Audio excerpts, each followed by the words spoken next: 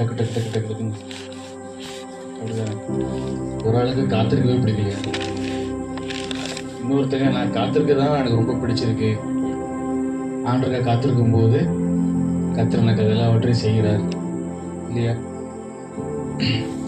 ஒவ்வொருத்தங்களும் ஆண்டவர் நடத்தும் போது ஒவ்வொருத்தரும் கற்றுக்கொள்ளக்கூடிய ஒரு விஷயம். சிலர் வந்து சில காரியங்களாக வெயிட் பண்ணி பார்த்து அதை வந்து கொஞ்சம் இனி எப்படி போய் ஆண்டவர்கிட்ட பெற்றுக்கொள்வோம் அப்படின்னு சொல்லி அதை வெறுத்துடுறாங்க.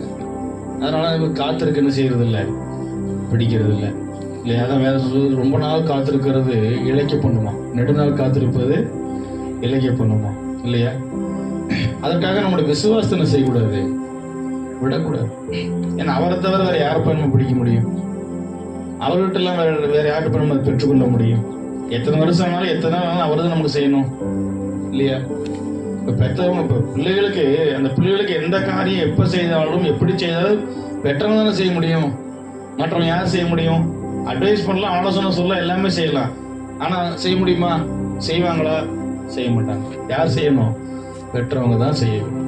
அதுபோலதான் நம்முடைய வாழ்க்கையில நிறைய காரியங்கள் நமக்கு தாமதமாகலாம், தோல்வியாகலாம், பல கஷ்டங்கள் நமக்கு வரலாம். எந்த நேரத்திலும் எந்த காரியமா இருந்தாலும் அதை நமக்கு செய்ய வேண்டியது கர்த்தர் மட்டும்தான். கர்த்தர் ஸ்தோத்திரம். அதனால தேவன் நமக்கு எல்லாவற்றையும் நேர்த்தியாக செய்யக்கூடியவர். வேதம் சொல்கிறது, இல்லாதவைகளை இருக்கிறவைகளை போல அழைக்கிறாராம். ரோமருக்கு வரும்போது, ரோமர் 4ஆம் அதிகாரம் 17 வசனத்தை வாசித்தால், இல்லாதவைகளை இருக்கிறவைகளை போல் அழைக்கிற தேவன் என்று சொல்லப்பட்டிருக்கிறது. படிங்க 17.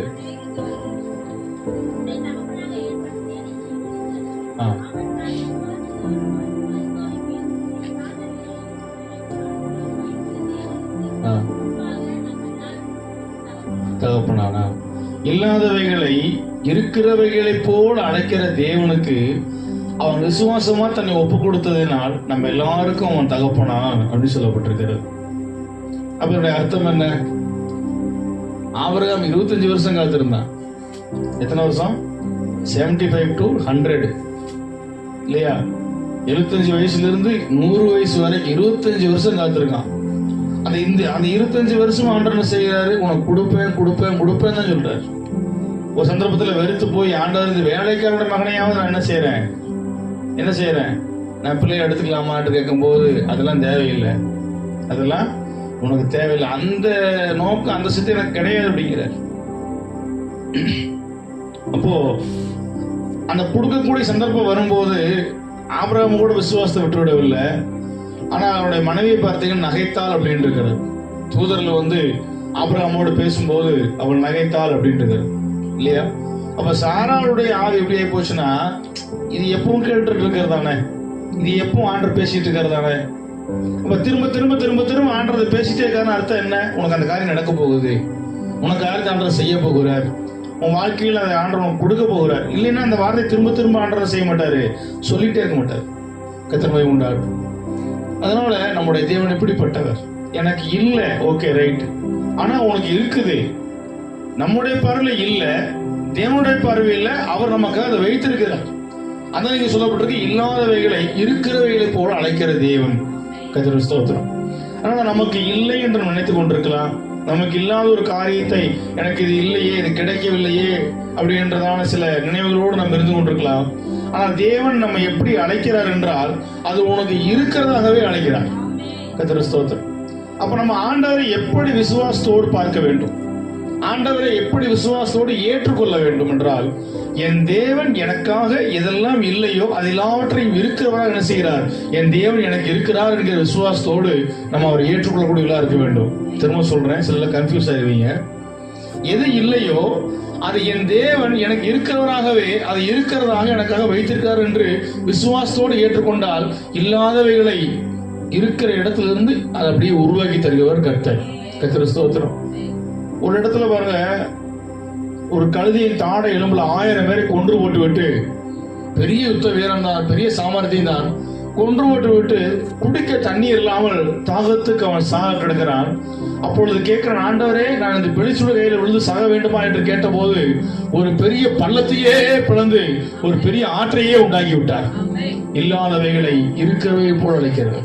கர்த்தருக்கு ஸ்தோத்திரம். நமக்கு சர்ச்சு கிடையாது, சொந்தமே கிடையாது.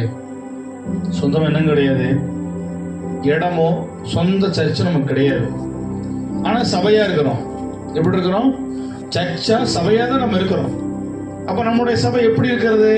கட்டடமா இல்லை, ஜனங்களா இருக்கிறது.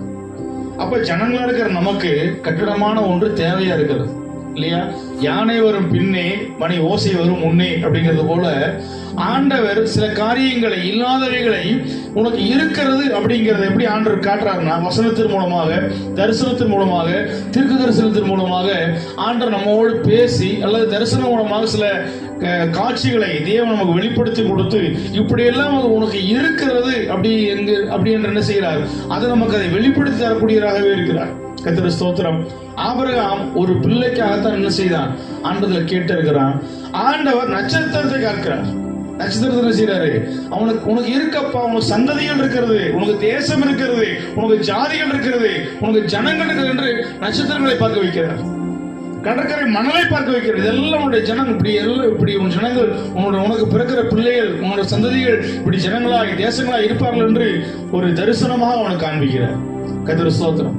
அதனால ஆண்டவர் அவனுக்கு அந்த பிள்ளையை கொடுக்கிற வரையிலும் அந்த விசுவாசத்தை, அந்த தரிசனத்தை அவன் விட்டுவிடவே இல்லை. அதனால எந்த ஒரு காரியத்துக்காகவுமே ஆண்டவர் நம்மோடு பேசும்போது அந்த காரியத்தை ஆண்டவர் நம்ம செய்கிற வரையிலும் அந்த தரிசனத்தை, அந்த வசனத்தை, அந்த வார்த்தையை நாம் விட்டுவிடவே கூடாது. எத்தனை பிரசங்கம் கேட்டாலும், எத்தனை வார்த்தைகளை கேட்டாலும், குறிப்பிட்ட காரியத்துக்காக ஆண்டவன் கொடுத்த அந்த வார்த்தையை நாம் என்ன செய்யக்கூடாது, அதை மட்டும் விட்டுவிடவே கூடாது. கர்த்தருக்கு ஸ்தோத்திரம். அதனால தேவன் இல்லாதவைகளை இருக்கிறவைகளை போல அழைக்கிற தேவன் இல்லையா? கர்த்தர் மகிமை உண்டாகட்டும். அதனால இல்லை இல்லை என்கிற நினைவோடு நாம் இருந்து கொண்டே இருந்தால் இருக்கிறது என்கிறதான அந்த தரிசனத்தை நாம் பார்க்கவே முடியாது. இருக்கிறது அப்படிங்கிற விசுவாசத்தை நாம் பெற்றுக்கொள்ளவே முடியாது. கர்த்தர் மகிமை உண்டாகட்டும். அதனால இல்லாதவைகளை தேவன் இருக்கிறவை போல அழைக்கிறார். இப்ப எனக்கு ஒன்று இருக்கும், இன்னொரு ஆளுக்கு ஒன்று இருக்காது. இன்னொரு ஆளுக்கு ஒன்று இருக்கும், அது எனக்கு இல்லாம இருக்கும். அப்ப எனக்கு என்ன இல்லையோ அதை தேவன் எனக்காக வைத்திருக்கிறார். அதான் உண்மை. அதே போல ஒவ்வொருத்தவங்க வாழ்க்கையில உங்களுக்கு எதெல்லாம் இல்லாமல் இருக்கிறதோ அதையெல்லாம் தேவன் வைத்திருக்கிறார். அதை பெற்றுக்கொள்வேன் என்கிற விசுவாசத்தோடு ஆபிரகாமை போல என்ன செய்ய வேண்டும்? வைராக்கியமாக கர்த்தரை பிடித்துக் கொள்ள வேண்டும். அதனால சொல்லப்பட்டிருக்கிறது, ஆபிரகாமை தகப்பனாக நமக்கு வைத்திருக்கிறார். தகப்பன்னா யாரு?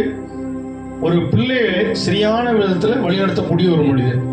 அப்ப விசுவாசத்துல ஒரு வழிநடத்த வேண்டும் என்றால் அது ஒரு எக்ஸாம்பிளாக வேதத்துல ஆபிரகாமை தவிர வேற யாரையும் நம்ம பார்க்கவே முடியாது.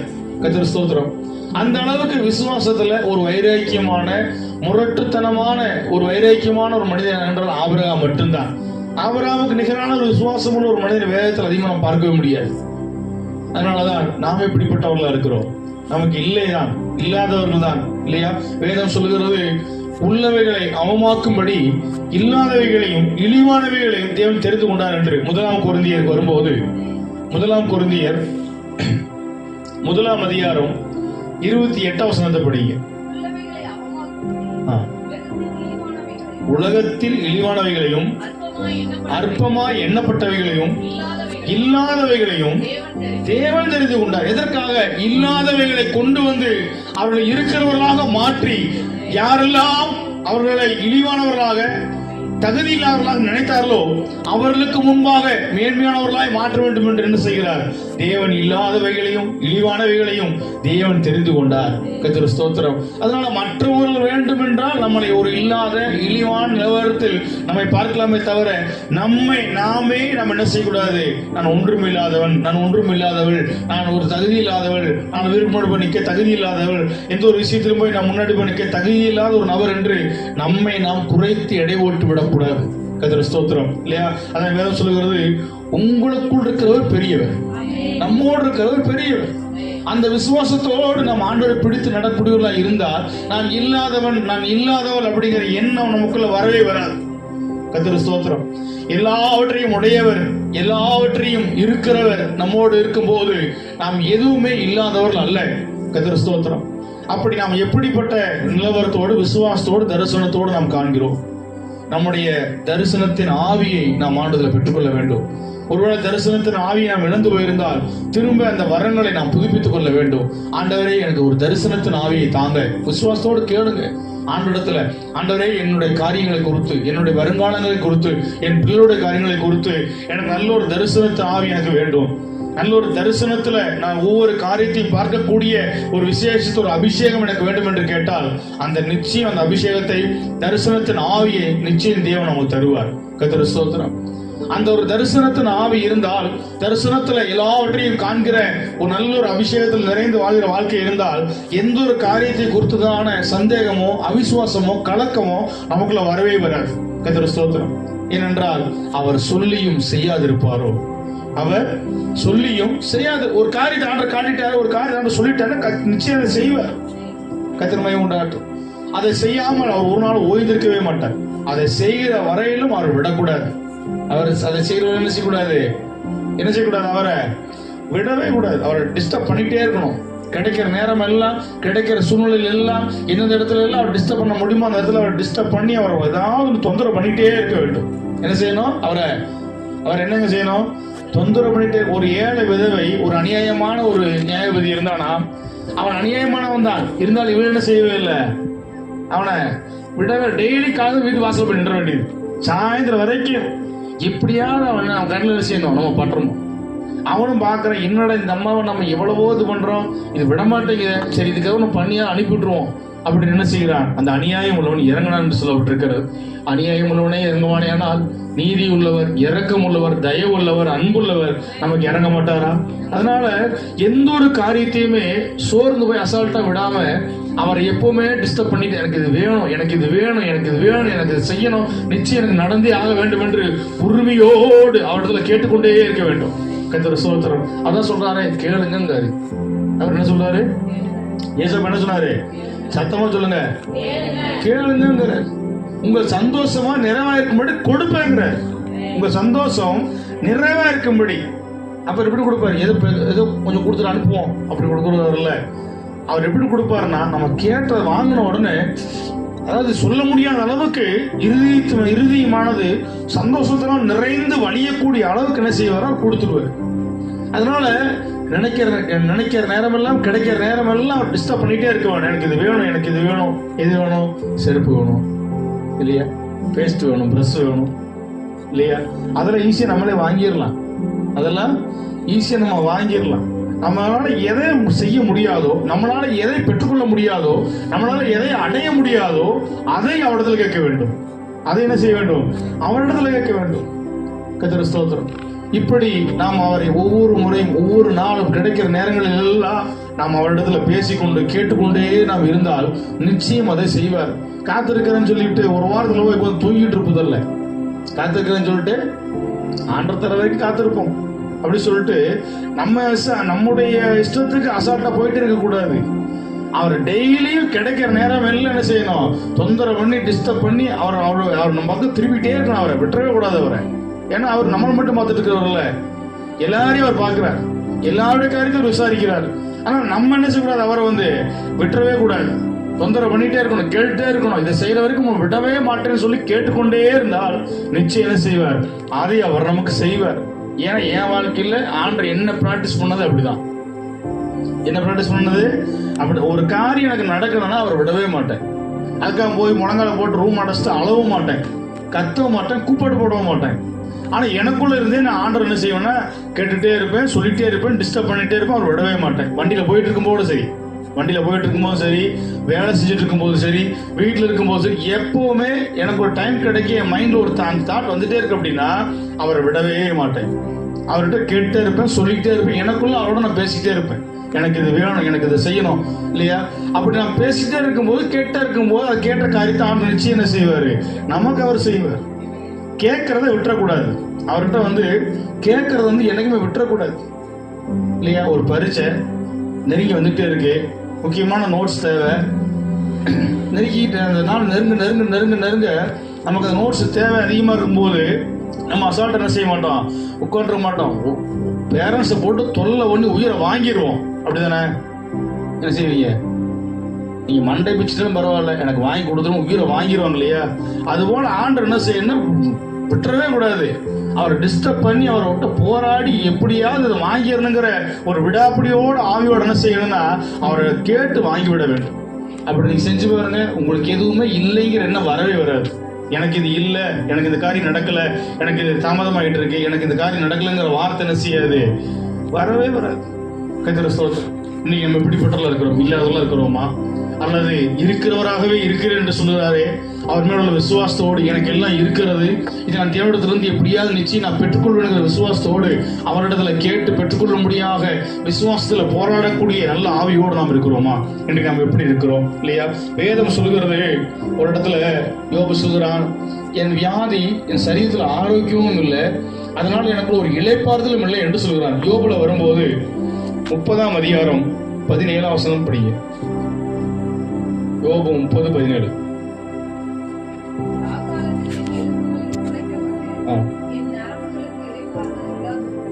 இங்க என்ன சொல்கிறான்?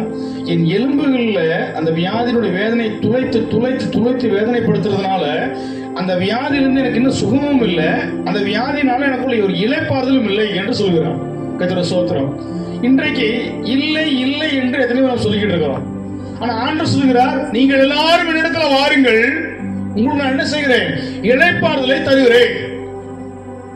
உங்களுக்கு என்ன செய்கிறேன்? இளைப்பாறுதலை நான் உங்களுக்கு தருகிறேன்.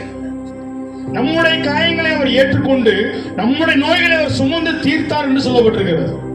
அப்ப சுகமும் இருக்கிறது, இளைப்பாறுதலும் இருக்கிறது, இல்லை என்பதில்லை. கர்த்தர் ஸ்தோத்திரம். அதனால ஒரு முறை நான் சொல்லியிருந்தேன், ராஜா என்கிற ஒரு பிரசங்கத்தில் நான் சொல்லும் போது சொன்ன வார்த்தை என்னவென்றால், இல்லை என்கிற வார்த்தையை இல்லாமல் பண்ணுவதுதான் ராஜாவுடைய வேலை. புரிகிறதா? இல்லை என்கிற வார்த்தையை இல்லாமல் பண்ணுபவன் தான் உண்மையான ராஜா. நம்முடைய ராஜா எப்படிப்பட்டவர்? இல்லை என்று சொல்லக்கூடியவர் அல்ல, இல்லை என்கிற வார்த்தையை இல்லாமல் பண்ணக்கூடியவர் தான் நம்முடைய ஆண்டவர். இங்க என்ன சொல்கிறார்? நீங்கள் எல்லாரும் என்னிடத்தில் வாருங்கள், நான் உங்களுக்கு இளைப்பாறுதல் தருவேன். நம்முடைய வியாதிகளை அவர் சுமந்து தீர்த்து விட்டார், நம்முடைய நோய்களை அவர் குணமாக்கி விட்டார், அவருடைய தழும்புகளால் நாம் குணமானோம் என்று சொல்லப்பட்டிருக்கிறது. கர்த்தர் ஸ்தோத்திரம். அதனால வியாதிக்கு சுகமும் உண்டு, வாழ்க்கையில நிம்மதியாய் வாழக்கூடிய இளைப்பாறுதலும் அவரிடத்துல உண்டு. எந்தெந்த விஷயத்தில் எல்லாம் நாம் இளைப்பாறுதல் இல்லாமல் வாழ்ந்து கொண்டிருக்கிறோம், என்னென்ன காரியங்கள்ல நம்முடைய சரீரமான வியாதியில கஷ்டத்தோடு நாம் தேவ சமூகத்தில் வந்திருக்கிறோம். ஆண்டவரே, நான் வியாதியோடு நான் இங்க வந்திருக்கிறேன், சுகம் இல்லாமல் நான் இங்க வந்திருக்கிறேன், இன்னென்ன பிரச்சனையில இன்னென்ன காரியத்துல நான் ஒரு சரியான ஒரு இளைப்பாறுதல் இல்லாமல் நான் வந்திருக்கிறேன். இன்றைக்கு நான் இல்லாமல் போகக்கூடாது, இன்றைக்கு சுகம் இல்லாமல் நான் போகக்கூடாது, இளைப்பாறுதல் இல்லாமல் நான் போகக்கூடாது. நீ இருக்கிற தேவன், நீ இருக்கிறவராகவே இருக்கிற தேவனா இருக்கிறபடினால் இன்றைக்கு எனக்கு சுகம் தேவையா இருக்கிறது. நான் இங்கிருந்து போகும்போது நான் சுகத்தோடு போக வேண்டும், இங்கிருந்து நான் போகும்போது நான் இளைப்பாறுதலோடு போக வேண்டும் என்று கேட்டால், இருக்கிற தேவன் நமக்கு உண்டான சுகத்தை, நமக்கு தேவையான சுகத்தை அவன் தரக்கூடியவராகவே இருக்கிறார். நமக்கு தேவையான இளைப்பாறுதலை அவர் நமக்கு தரக்கூடியவராகவே இருக்கிறார். இன்றைக்கு நம்முடைய வாழ்க்கை எப்படி மாற வேண்டும் என்று நாம் விரும்புகிறோம். நமக்கு தர வேண்டிய சுகத்தை அவர் நமக்கு தர அவர் நமக்கு போதுமானவராக இருக்கிறார். அவரிடத்தில் நாம் கேட்க வேண்டிய என்ன? ஐயரே எனக்கு இறங்கும், ஐயரே எனக்கு இறங்கும், உன் வேதனை நீங்கி சுகமாயிருக்கிறார், உன் வேதனை நீங்கி சுகமாய் நாம் சுகத்தோடும் பலத்தோடும் ஆரோக்கியத்தோடும் வாழ வேண்டும் என்பதுதான் தேவனுடைய சித்தமும் நோக்கமா இருக்கிறது. இல்லை என்றால் அவர் கல்வாரியில் வந்து தம்முடைய ரத்தத்தை சிந்த வேண்டியதில்லை, நம்முடைய நோய்களையும் நம்முடைய வியாதிகளையும் அவர் ஏற்றுக்கொள்ள வேண்டிய தேவையில்லை. ஏன் அவர் நம்முடைய வியாதிகளையும் நம்முடைய நோய்களையும் அவர் ஏன் சுமக்கிறார்? கல்வாரியில சிலுவை என்கிற மரத்தை அவர் சுமக்கவில்லை, நன்றாக தெரிந்து கொள்ள வேண்டும். கல்வாரியில சிலுவை என்கிற மரத்தை அவர் சுமக்கவில்லை, நம்முடைய நோய்களையும் நம்முடைய வியாதிகளையும் சிலுவையா அன்றைக்கே அவர் சுமந்து விட்டார். இன்றைக்கு நம்முடைய சரீரத்துல இந்த வியாதிகளை வேதனைகளை நாம் சுமக்க வேண்டும் என்பது தேவ சித்தம் அல்ல. அந்த வியாதியையும் அந்த நோய்களையும் குணமாக்கும்படியாகவே அவர் எல்லாவற்றையும் செய்து முடித்திருக்கிறார். இன்றைக்கு நாம் செய்ய வேண்டியது என்ன? இயேசுவை கல்வாரியில் தரிசனத்தை நாம் பார்க்க வேண்டும், இயேசுவின் ரத்தத்தை நாம் காண வேண்டும். இன்றைக்கு என் வியாதியை குணமாக்க வேண்டும் என்று கேட்டால் அவருடைய தழும்புகளால் நம்மை அவர் குணமாக்குவார். கர்த்தர் ஸ்தோத்திரம். இயேசு அற்புதமானவர் தானே, இயேசு அற்புதமானவர் தானே. எத்தனையோ அவருடைய காயங்களை சுகமாக்கினவர் அந்த தழும்பை மறைய வைக்க முடியாதா? அவருடைய சரீரத்துல அந்த தழும்புகளை மறை வைக்க முடியாதா? ஒரு சீசன் கேட்கிறான், நான் அவரை பார்த்து விழாவில கைப்பட்டார் ஒழிய நான் என்ன செய்ய மாட்டேன், அவர் இயேசு நம்பவே மாட்டாங்க. அப்போ ஆண்டவர் அந்த தழும்பை காட்டி நீ விசுவாசம் உள்ளவனா இரு என்று அவனை அங்க திடப்படுத்துகிறார். அப்ப தழும்புகளை மறைய வைக்க முடியாதவர் ஆண்டவர் ஏன் அந்த தழும்புகளை இன்றைக்கு வரைக்கும் வைத்துக் கொண்டிருக்கிறார்? யோசித்து பாருங்கள். நமக்குள்ளே இயேசு என்னை குணமாக்குகிறார், நிச்சயம் என்னை சுகமாக்குவார் என்கிற விசுவாசம் நம்ம எல்லாருக்குள்ளே வர வேண்டும் என்று அந்த தழும்பை அடையாளமாக வைத்திருக்கிறார். கர்த்தருக்கு ஸ்தோத்திரம். அந்த அடையாளத்தை நமக்காக தான் வைத்திருக்கிறார், அவருக்காக அதை வைக்கவில்லை. இயேசு தன்னை யார் என்று நிரூபிக்கும்படியாக அந்த தழும்பை அவர் வைக்கவே இல்லை. அவர் யார் என்று நாம் விசுவாசித்து அவரிடத்தில் என்னால் சுகத்தை பெற்றுக்கொள்ள முடியும் என்கிற நம்பிக்கை விசுவாசத்தை நாம் பெற்றுக்கொள்ள வேண்டும் என்றுதான் அவர் தழும்பை வைத்திருக்கிறார். அவர் தழும்புகளால் நாம் குணமாகிறோம். கர்த்தருக்கு ஸ்தோத்திரம். இன்றைக்கு விசுவாசத்தோடு அந்த தழும்பை பார்த்து இயேசுவின் தழும்புகளால் குணமானே என்று நாம் அறிக்கையிட்டால் நம்முடைய வியாதிகள் நிச்சயம் சுகமாகும். நம்முடைய வியாதியை நிச்சயம் அவர் சுகமாக்குவார். கர்த்தருக்கு ஸ்தோத்திரம். அவரிடத்துல அந்த நேரத்திலேயே சுகமானவர்களும் உண்டு, வழியில போய்கொண்டிருக்கும் போதே சுகமானவர்களும் உண்டு. கர்த்தருக்கு ஸ்தோத்திரம். நன்றாக கவனிக்க வேண்டும். இயேசுவிடத்துல அவர் தொட்ட உடனேயே, அவர் சொன்ன உடனேயே சுகமானவர்களும் உண்டு. அவரிடத்திலிருந்து சுகத்தை வாங்கிவிட்டார்கள், ஆனா அப்பொழுது சுகமாகவில்லை. வழியில நடந்து போகும் போது, போய்கொண்டிருக்கும் போதே சுகமானவர்களும் உண்டு. கர்த்தருக்கு ஸ்தோத்திரம். நம்முடைய விசுவாசமானது நமக்குள்ள எந்த அளவுக்கு கிரியை செய்யக்கூடியதா இருக்கிறதோ அந்த அளவுக்கு சுகமானது நம்முடைய சரீரத்துல நாம் பெற்றுக்கொள்ள முடியலாக நாம் மாறுவோம். கர்த்தருக்கு ஸ்தோத்திரம். இன்றைக்கு நம்முடைய விசுவாசம் எப்படி இருக்கிறது? எனக்கு சுகமில்லை என்றால் இன்றைக்கு ஆண்டவரை கேளுங்க. அன்றைய எனக்கு சுகம் வேண்டும் என்று கேட்டால் நிச்சயம் நமக்கு தேவையான சுகத்தையும் பலத்தையும் ஆரோக்கியத்தையும் அவர் நமக்கு தருவார். இன்றைக்கு அந்த ஆரோக்கியத்தை நம்ம எத்தனைவே பெற்றுக்கொள்ள வேண்டும் என்று நாம் விரும்புகிறோம் இல்லையா? அவர் நமக்கு தருகிற இளைப்பாறுதல் வெளியேறப்பட்டதா இருக்கிறது. ஒரு வசனம் சொல்கிறது, எனக்கு விரோதியும் இல்லை, எனக்கு இடையூறும் இல்லை. இன்னொரு இடத்துல சொல்லப்பட்டிருக்கிறது, 4 பகுதியிலையும் தேவன் அவனுக்கு இளைப்பாறுதலை தந்தார் என்று. நாம் எங்கு போனாலும், எந்த இடத்துக்கு போனாலும், அங்க நமக்கு விரோதமான சத்துருக்கள் இருந்தாலுமே அவர்களால நமக்கு விரோதமாக ஒரு வார்த்தை கூட பேச முடியாத அளவுக்கு கர்த்தர் எல்லா இடத்திலையும், எல்லா மனிதர்கள் மத்தியிலையும் தேவன் நம்மை இளைப்பாறுதலோடு நடத்தக்கூடியவராக இருப்பார். கர்த்தருக்கு ஸ்தோத்திரம். அதனால இங்க போனா அவன் சண்டை போடுவான், அங்க போனா அவன் சண்டை போடுவான், நான் எப்படி அங்க போயிட்டு நான் சமாதானமா வருவேன், எப்படி நான் அந்த இடத்துக்கு போயிட்டு நான் நிம்மதியா வருவேன் என்று நாம் இல்லை இல்லை என்கிற அந்த வார்த்தை நம்ம என்ன செய்யக்கூடாது, சொல்லவே கூடாது. நாம் எங்கு போனாலும் என் தேவன் என்னோடு இருக்கிறார், என்னை இளைப்பாறுதலோடு நடத்தக்கூடியவர், என்னை இளைப்பாறுதலோடு பாதுகாக்கக்கூடியவர், என்னை இளைப்பாறுதலோடு ஒவ்வொரு காரியத்திலேயும் என்னை ஜெயத்தோடு நடத்தக்கூடியவர் என்னோடு இருக்கிறார். அங்கே நான் போனால் தேவன் என்னை இளைப்பாறுதலோடு நடத்துவார். அப்படிங்கிற விசுவாசத்தோடு நாம் போனால் எந்த இடத்துக்கு போனாலும், எந்த காரியத்துக்கு போனாலும் அந்த இடத்துல தேவன் நம்மை இளைப்பாறுதலோடும் சமாதானத்தோடும் நம்மை நடத்த அவர் நம்ம போதுமானவராக இருப்பார். கர்த்தருக்கு ஸ்தோத்திரம். இரண்டாவதாக நாம் வரும்போது உபாகமம் 28ஆம் அதிகாரம் 31ஆம் வசனத்துக்கு வரும்போது அங்கு விடுவிக்கக்கூடிய நபர் இல்லாத ஒரு சூழ்நிலை கொடுத்து நாம் பார்க்கிறோம். 28ஆம் அதிகாரம் 31ஆம் வசனத்தை படிங்க. உபாகமம் 28:31.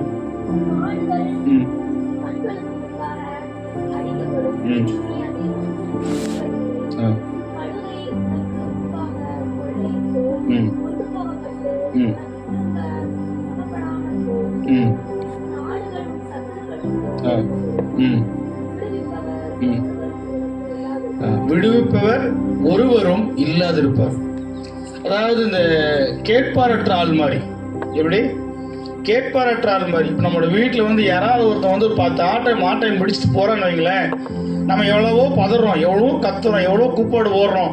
பக்கத்து வீட்டுல, ஏத்து வீட்டுல, பழவனோ சொந்தக்காரனை எவனும் ஒரு வாரத்தை நம்மளோட கேட்க கூட இல்லை அப்படின்னா அவங்க நிலவரம் எப்படிப்பட்டன்னு யோசித்து பாருங்க. கர்த்தருக்கு ஸ்தோத்திரம். நம்மளோட வீட்டுல ஒரு பொருளை அகபரிச்சுட்டு போறான். அபகரிச்சுட்டு போகும்போது, பிடுங்கிட்டு போகும்போது, இழுத்துட்டு போகும்போது நம்ம கதறோம், கூப்பாடு போடுறோம், போராடுறோம். ஆனா அந்த இடத்துல பக்கத்துல உள்ளவங்க, சுற்றி உள்ளவங்களும் யாருமே நமக்கு ஒத்தாசை பண்ணல, உதவி பண்ணல, யாரும் என்ன கூட கேட்கல அப்படின்னா அவனோட நிலவரம் என்ன? அப்படிப்பட்ட நிலவரத்துல உள்ள ஒரு காரியத்தை தான் இங்க நம்ம பார்க்கிறோம். கர்த்தருக்கு ஸ்தோத்திரம். அப்போ விடுவிப்பார். நம்மளோட காரியத்தை என்ன கேட்கறது கூட ஆள் இல்லாம, நமக்காக அந்த இடத்துல பேசுறது கூட, சண்டை போடுறது கூட நமக்காக ஒரு ஆள் இல்லாத ஒரு சூழ்நிலை நாம் இருக்கும்போது வேதம் சொல்லுகிறது, கர்த்தர் நமக்கு எப்படிப்பட்டிருக்கிறாரா, நம்மளை விடுவிக்கிறவராக, நமக்காக போராடக்கூடியவராக, நமக்காக நீதி நியாயத்தை வெளிப்படுத்தக்கூடியவராக, அவர் நம்முடைய பட்சமாய் இருந்து நமக்காக வழக்காடக்கூடியவராக இருந்து நம்முடைய பட்சமாய் நமக்கு எல்லா அவற்றுக்கும் போதுமானவராக இருக்கிறாரா.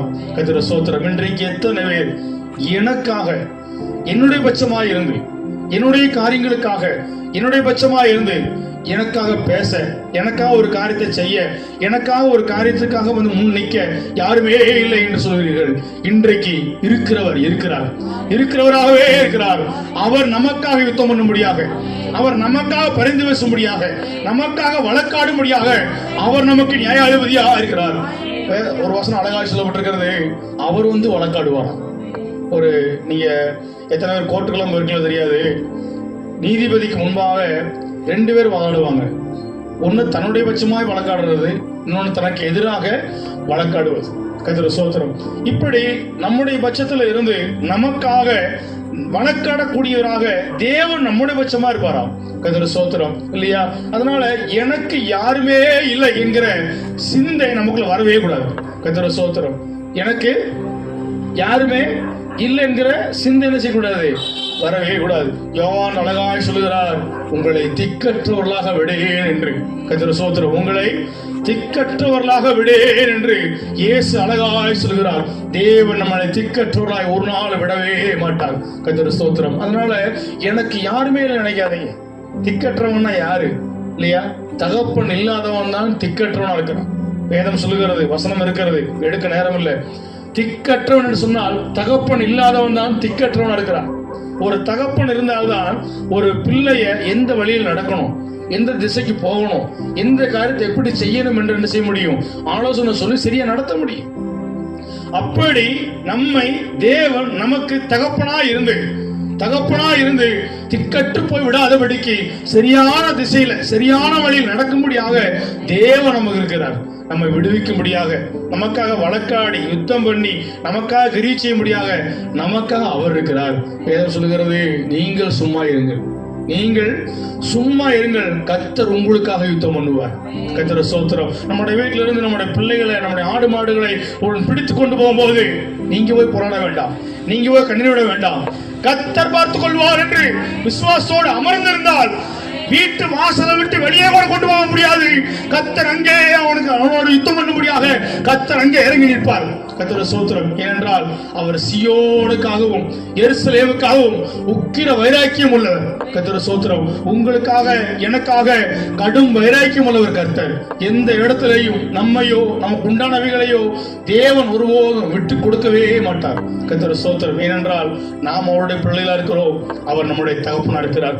எந்த ஒரு தகப்பனும் தான் பிள்ளைகளை என்ன செய்ய மாட்டாங்க, எந்த இடத்திலையும் யாரிடத்திலையும் விட்டு கொடுக்கவே மாட்டார்கள். அதே போலதான் தேவன் நம்மை ஒரு சூழ்நிலையும் எந்த ஒரு இடத்திலையும் யாருக்காகவும் நம்மை ஒருபோது விட்டு கொடுக்கவே மாட்டார்.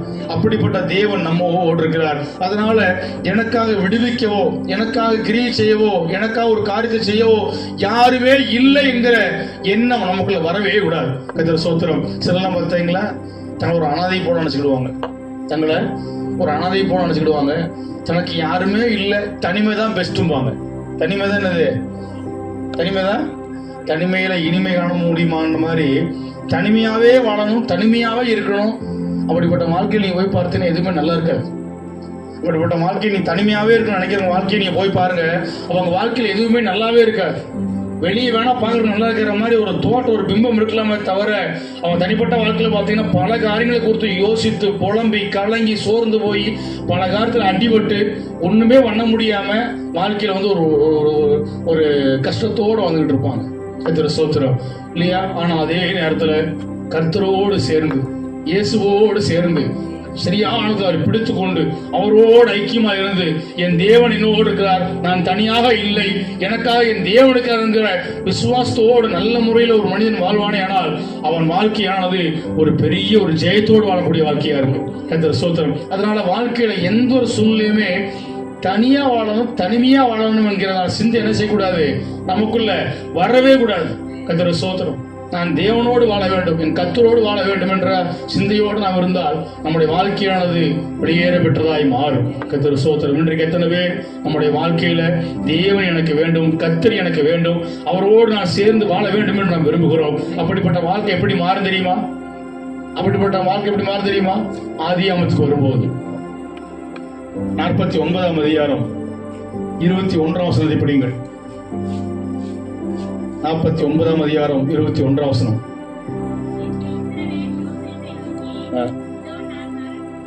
அப்படியே இருக்கு. நப்தலி ஆ. விடுதலை பெற்ற ஆ. பெண்மான் ஆ. இன்பமான வசனங்களை ம். வசனிப்பான். அல்லேலூயா. அல்லேலூயா. நப்தலி விடுதலை பெற்ற பெண்மான் இன்பமான வசனங்களை வசனிப்பான். விடுதலை பெற்ற ஒரு பெண்மான் எப்படி இருக்கு தெரியுமா? அடைத்து வைத்த ஒரு ஆட்டுக்குட்டியை திறந்து விட்டால் அது எப்படி குதித்து ஓடி மகிழ்கிறதோ அதே போல தேவன் நம்மை விடுவிக்கும் போது நம்முடைய மகிழ்ச்சி, நம்முடைய சந்தோஷம் நிறைந்து வழியும்படியாக தேவன் நம்மை விடுவிக்கக்கூடியதாக இருப்பார். அதனால எனக்கு விடுதலை இல்லை, என்னை விடுவிப்பார் இல்லை என்கிற சிந்தை இருந்தால் இன்றைய கர்த்தர் சொல்கிறார், உனக்காக நான் இருக்கிறேன், உன்னை விடுவிக்க நான் உனக்கு போதுமானவர், இன்றைக்கே நீ விடுதலை ஆவா என்று கர்த்தர் உங்களை பார்த்து பேசுகிறார். கர்த்தர் ஸ்தோத்திரம். அப்படி ஆண்டவரை பிடித்துக் கொண்டார், அவரோடு நாம் சேர்ந்து நடந்தால் நம்மளை விடுதலை பெற்ற பெண்மான்களை போல இன்பமான வசனங்களை, எப்படி துன்பமான வசனங்களே அல்ல, கஷ்டமான வார்த்தைகளே அல்ல, நெருக்கமான வார்த்தைகளே அல்ல, பல பேரை வேதனைப்படுத்தக்கூடிய வார்த்தைகள் அல்ல, இன்பமான வார்த்தைகள். நம்முடைய வார்த்தைகளானது நமக்கு மட்டுமல்ல மற்றவர்களுக்கும் இன்பமான வார்த்தைகளாக, இனிப்பான வார்த்தைகளாக, சமாதானமான வார்த்தைகளாக, சந்தோஷமுள்ள வார்த்தைகளாக நம்மை பேசும்படியாக, நம்முடைய வாயிலிருந்து வர்ற வார்த்தைகள் எல்லாமே மற்றவர்களுக்கு பிரயோஜனமுள்ள வார்த்தைகளாக பேசக்கூடிய நபர்களாக தேவன் நம்மை மாற்றுவார். கர்த்தர் ஸ்தோத்திரம். எத்தனை பேர் நான் தனிமையா இருக்க விரும்பவில்லை, என்னை விடுவிக்க யாருமே இல்லை என்கிற ஒரு தனிமையுள்ள ஒரு வாழ்க்கை நான் விரும்பவே இல்லை, எனக்கு என் தேவன் இருக்கிறார், எனக்கு என் இயேசு போதுமானவர், கர்த்தர் என்னை விடுவிப்பார், நான் அவரோடு சேர்ந்து வாழ விரும்புகிறேன் என்று தீர்மானம் பண்ணினார். இன்றைக்கு உங்களையும் விடுதலை பெற்ற பெண்மானாக இன்றைக்கு அவர் மாற்ற வல்லவராக இருக்கிறார். கர்த்தர் ஸ்தோத்திரம்.